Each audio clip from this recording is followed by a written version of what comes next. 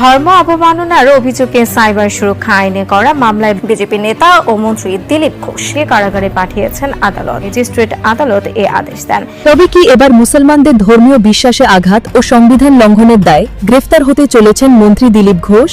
উস্কানিমূলক মন্তব্যের অভিযোগ, দিলীপের বিরুদ্ধে এফআইআর। দিলীপ ঘোষ বিভিন্ন উস্কানিমূলক মন্তব্য করেই চলেছেন, কিন্তু রাজ্য প্রশাসন নিশ্চুপ। অবিলম্বে এইসব মন্তব্যের জন্য দিলীপ ঘোষের বিরুদ্ধে ব্যবস্থা নেওয়া হোক এবং তাকে অবিলম্বে গ্রেফতার করা হোক। পশ্চিমবঙ্গে এমন একটা ঘটনা ঘটে গেছে যেটা নিয়ে এই মুহূর্তে গোটা রাজ্য টালমাটাল। বিজেপি মন্ত্রী দিলীপ ঘোষ এমন একটা মন্তব্য করে বসেছেন যেটা শুনে লাখ লাখ মানুষ রাস্তায় নেমে আসতে চাইছে। মামলা হয়ে গেছে, মন্ত্রিপদ থেকে বহিষ্কারের দাবি উঠেছে। আইনজীবীরা হুঁশিয়ারি দিয়েছেন হাইকোর্ট পর্যন্ত টেনে নিয়ে যাব। ইতিমধ্যেই মামলা হয়েছে, ক্ষমতার অপব্যবহার করে সংবিধান এবং আইনকে অমান্য করে আমরা আইনজীবীরা ছেড়ে কথা বলবো না। পশ্চিমবঙ্গে বিজেপি ক্ষমতায় আসার পর থেকে একের পর এক হুমকিতে পড়ছে মুসলিমরা। কখনো সইতে হচ্ছে ঈদের দিনে পূজা, আবার কখনো সইতে হচ্ছে কুরবানিতে নিষেধাজ্ঞা, এবার নামাজে আঘাত। বিজেপি নেতা সরাসরি হুঁশিয়ারি দিয়ে বলেছেন, নামাজ পড়তে হলে বাংলাদেশে না হয় পাকিস্তানে চলে যান, ভারতে এসব চলবে না। দিলীপ ঘোষের একটা বক্তব্য অত্যন্ত দায়িত্ব জ্ঞানহীন বক্তব্য। সেই সংবিধানের শপথ নিয়ে সংবিধানকে লঙ্ঘন করা এবং সংবিধান বিরোধী কথাবার্তা বলা, এটা ঠিক নয়। দেশটা কি ওনার পৈতৃক সম্পত্তি? তাহলে উনি কে হন? এই দেশের নাগরিককে বাংলাদেশে পাঠাবেন না পাকিস্তানে পাঠাবেন, সেটা বলার বা সিদ্ধান্ত নেবার উনি কে হন? ভারতের সংবিধান অনুযায়ী প্রত্যেক ধর্মের মানুষই তাদের ধর্ম স্বাধীনভাবে পালন করতে পারবে, কিন্তু হিন্দুত্ববাদী বিজেপি নেতা দিলীপ ঘোষ মুসলমানদের ধর্ম পালনে বাধা দিয়ে তাদের নামাজে নিষেধাজ্ঞা দিয়ে তিনি ভারতের সংবিধান লঙ্ঘন করেছে এবং রাষ্ট্রদ্রোহিতার অপরাধ করেছে। যে কারণেই ধর্ম বর্ণ নির্বিশেষে সর্বস্তরের জনগণ ইতিমধ্যে এই হিন্দুত্ববাদী বিজেপি নেতা দিলীপ ঘোষের বিরুদ্ধে রাজপথে ঝাঁপিয়ে পড়েছেন এবং এই হিন্দুত্ববাদী বিজেপি নেতা তিনি মুসলমানদের ধর্মীয় অনুভূতিতে আঘাত করে, ভারতের সংবিধান লঙ্ঘন করে, তিনি রাষ্ট্রদ্রোহিতার অপরাধ করে ইতিমধ্যে বিক্ষুব্ধ জনতার হাতে নাতে ধরা পড়েছেন। দর্শকের বিষয়ের কিছু অংশ ভিডিওর শুরুতে শিরোনামে আপনারা দেখেছেন, বিস্তারিত পুরো ভিডিও জুড়ে। তার আগে আমাদের একটা অনুরোধ, যারা আমাদের চ্যানেলে নতুন আসছেন চ্যানেলটি সাবস্ক্রাইব করে ওয়াল ক্লিক করে বেল আইকনটি বাজিয়ে দিন। দর্শক চলুন দেখে আসি এই হিন্দুত্ববাদী বিজেপি নেতা মুসলমানদের ধর্মীয় অনুভূতিতে আঘাত করে তিনি মুসলমানদের নামাজে নিষেধাজ্ঞা দিয়ে কত বড় বিপদে পড়েছেন এবং তার বিরুদ্ধে খোদ তার দলের লোকেরাই কি মন্তব্য করেছেন সেটা আপনারা পুরো ভিডিওটা দেখলেই বুঝতে পারবেন।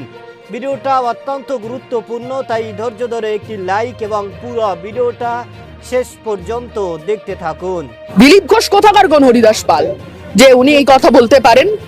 উনি যে ধরনের কথা বলে থাকেন ওই ধরনের কথা মনে রাখা উচিত ওনার। উনি মন্ত্রী হয়েছেন সংবিধানের নামে শপথ গ্রহণ করে। সংবিধানটা ভালো করে পড়ে আসতে বলুন, কোন হরিদাস পাল কে কোথাকার হরিদাস পাল, তারপর ভালো করে বুঝে যাবেন। এই বিজেপির সরকার ক্ষমতায় আসার আগে বলেছিল রান্নার গ্যাসের দাম যে মাসে সরকারে আসবে তার পরের মাসের 1 তারিখ থেকে রান্নার গ্যাসের দাম হয়ে যাবে 450 টাকা।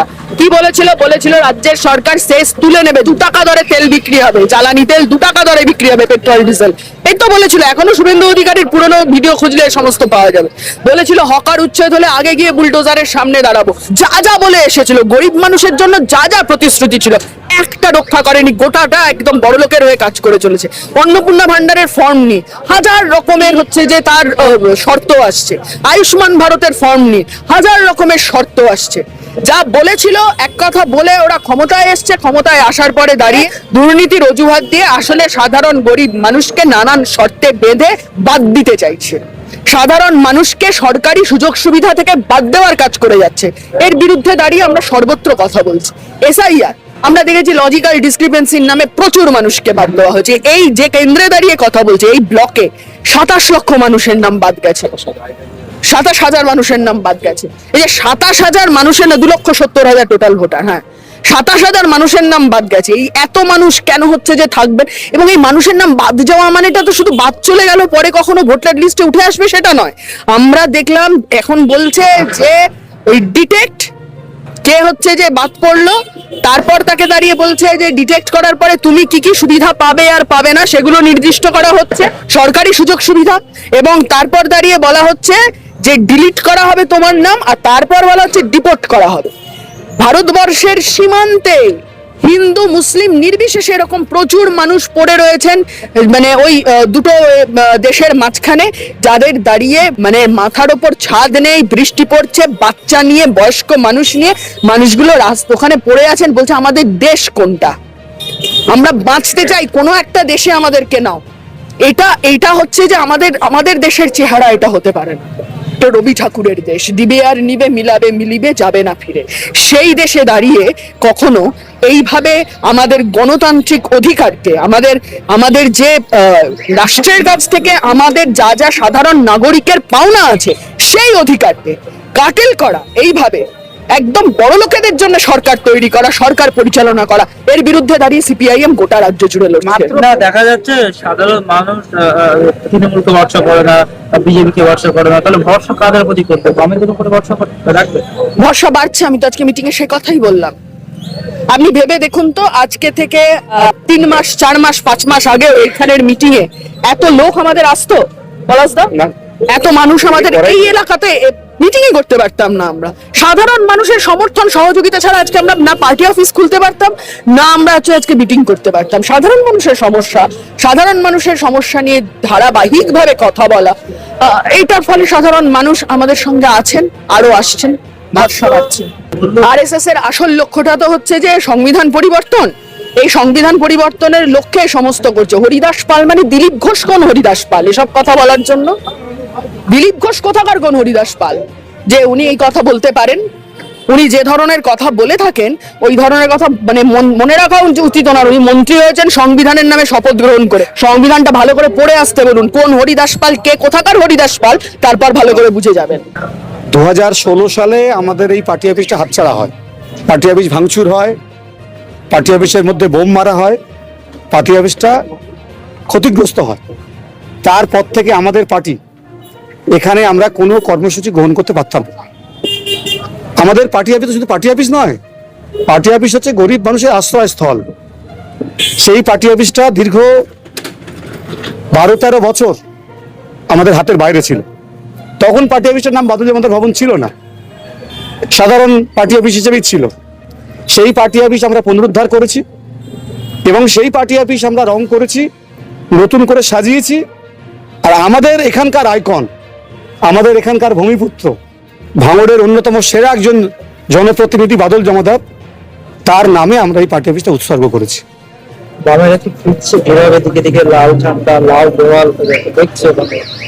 বিকল্প তো কিছু নেই, বামেরা ছাড়া বিকল্প কিছু নেই। রাজ্যে যারা ছিল তারা দুর্নীতিগ্রস্ত, তোলাবাজ, তারা চোর, আর যারা এসছে তারা ভয়ঙ্কর সাম্প্রদায়িক শক্তি, এবং তারা এই ধরনের তোলাবাজদেরকেই যুক্ত করে নিচ্ছে।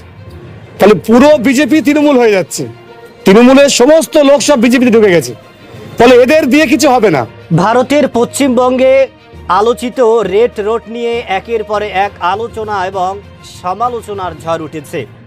যেই রেড রোডে হাজার হাজার মুসল্লিরা নামাজ আদায় করে, সেইখানে তাদেরকে নামাজে নিষেধাজ্ঞা দেওয়া হয়েছে এবং তাদেরকে সেখানে নামাজ পড়ার জন্য নিষেধ করা হয়েছে। কারণ মুসলমানরা যদি সেখানে 1 থেকে 1.5 ঘন্টার জন্য নামাজ পড়ে, পুরো কলকাতায় নাকি যানজট লেগে যায়, মানুষের মধ্যে অস্থিরতা সৃষ্টি হয়ে যায় এবং মানুষ চলাচল করা, গাড়ি চলাচল করা বন্ধ হয়ে যায়।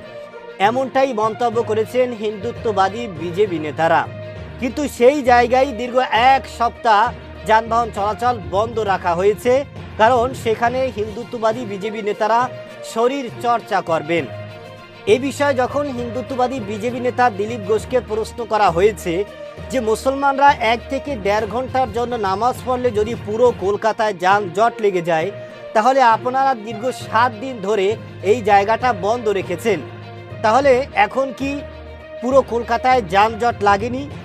এর উত্তরে হিন্দুত্ববাদী বিজেপি নেতা দিলীপ ঘোষ বলেন, নামাজ যদি পড়তে হয় বাংলাদেশে গিয়ে পড়ুন অথবা পাকিস্তানে গিয়ে পড়ুন, এখানে নামাজ পড়া যাবে না, এখানে এ ধরনের কাজ চলবে না এবং আমরা মানুষদেরকে এখানে নামাজ পড়তে দিব না, তাদেরকে খুঁজে খুঁজে বের করে আমরা বাংলাদেশে পাঠিয়ে দেব এবং আমরা এমন কাজই করব।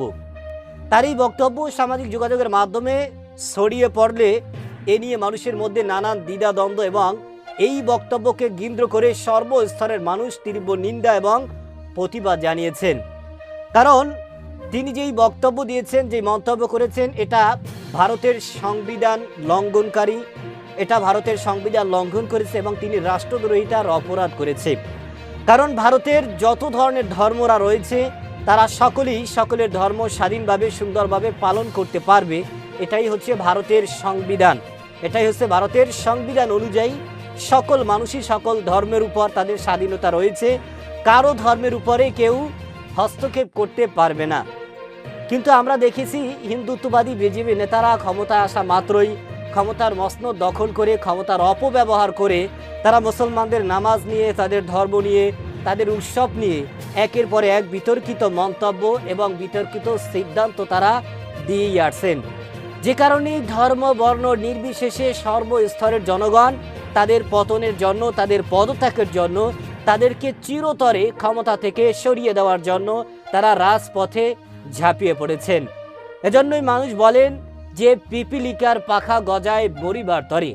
হিন্দুত্ববাদী বিজেপি নেতাদের পতন অনিবার্য এবং যে কোনো সময় যে কোনো মুহূর্তে তারা চিরতরে ক্ষমতা থেকে সরে যেতে পারেন। কারণ তারা মুসলমানদেরকে নিয়ে যে ধরনের ষড়যন্ত্র এবং যে ধরনের তারা সুপরিকল্পিত মাস্টার প্ল্যান বাস্তবায়ন করতে যাচ্ছে, সেই সুপরিকল্পিত মাস্টার প্ল্যান বাস্তবায়ন করার আগেই তাদের অস্তিত্ব একেবারেই বিলীন হয়ে যাবে। দর্শক, এই হিন্দুত্ববাদী বিজেপি নেতা দিলীপ ঘোষ যেই বক্তব্য দিয়েছেন, যেই মন্তব্য করেছেন, এ বিষয়ে আপনার কি মতামত সেটা আমাদের কমেন্ট সেকশন অবশ্যই জানাবেন। আজ এ পর্যন্তই। সুস্থ থাকবেন, ভালো থাকবেন। দেখা হবে আগামী কোনো ভিডিওতে, কথা হবে নতুন কোনো বিষয় নিয়ে। সে পর্যন্ত ভালো থাকবেন। খোদা হাফেজ।